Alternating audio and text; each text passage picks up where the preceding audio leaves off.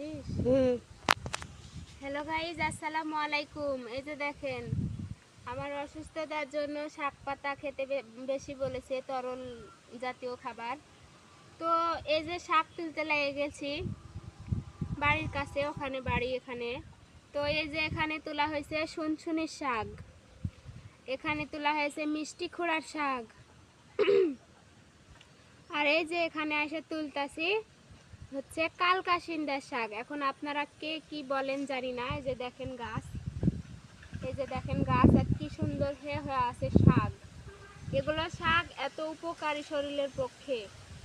তো আমি তুলতে লেগে গেছি এই শাকগুলা।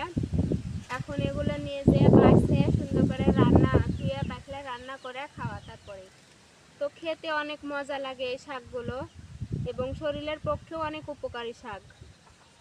তো আপনারাও তো সবাই তুলে তুলে খাবেন যাদের এলাকায় আছে, আর যাদের এলাকায় নেই তারা আমার সাথে যোগাযোগ করবেন, আপনাদেরকে অবশ্যই তুলে খাওয়াবো।